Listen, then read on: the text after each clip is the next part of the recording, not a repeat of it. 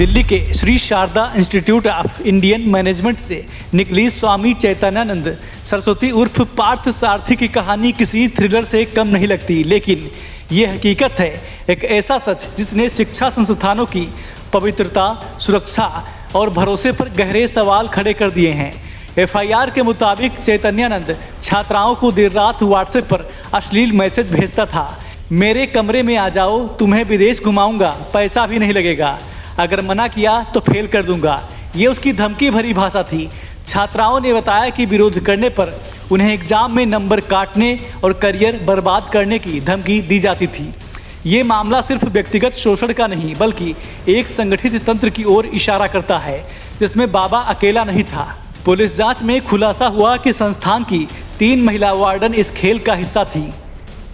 उनका काम था पीड़ितों को चुप कराना। वार्डन छात्राओं के मोबाइल से चैट्स डिलीट करवाती और धमकी देती थी कि शिकायत की तो हॉस्टल से निकाल दिया जाएगा।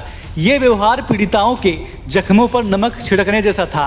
सवाल उठता है, क्या शिक्षा संस्थानों में बैठे जिम्मेदार लोग छात्रों की सुरक्षा के बजाय आरोपियों की ढाल बनते रहेंगे? जब पुलिस ने सीसीटीवी फुटेज मांगा तो कई दिन की रिकॉर्डिंग गायब मिली। डीवीआर अब फॉरेंसिक लैब भेजा गया है। साफ है कि वार्डन और बाबा ने मिलकर सबूत मिटाने की कोशिश की। छात्राओं के मोबाइल भी फॉरेंसिक जांच के लिए भेजे गए हैं। ये दिखाता है कि किस तरह प्रभावशाली लोग तकनीक और सत्ता का इस्तेमाल सच दबाने के लिए करते हैं। चैतन्यानंद का नेटवर्क और भी गहरा है। एफआईआर दर्ज होते समय वो लंदन में था और उसकी आखिरी लोकेशन आगरा में ट्रेस हुई। उसके पास एक वॉल्वो कार थी जिस पर डिप्लोमेटिक नंबर प्लेट लगी थी। ये तथ्य उसके विदेशी नेटवर्क और राजनीतिक सामाजिक संरक्षण की ओर इशारा करता है।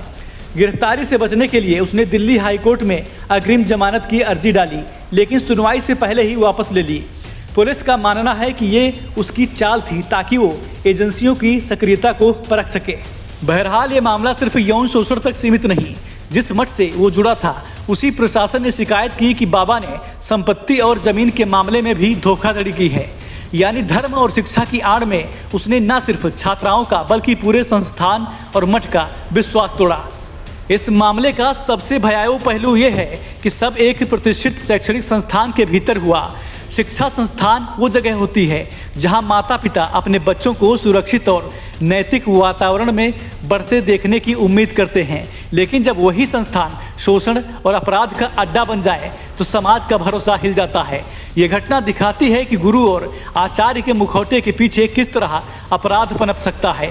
ये सिर्फ पुलिस का मामला नहीं, ये समाज और शिक्षा व्यवस्था दोनों के लिए चेतावनी है।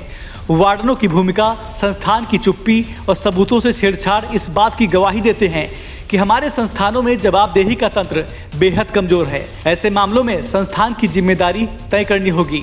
छात्राओं की सुरक्षा केवल नीतियों और पोस्टरों से नहीं होगी बल्कि ठोस कार्रवाई से होगी। चैतन्यानंद की गिरफ्तारी आज या कल होगी, लेकिन ये केस हमें बड़ा सबक देता है।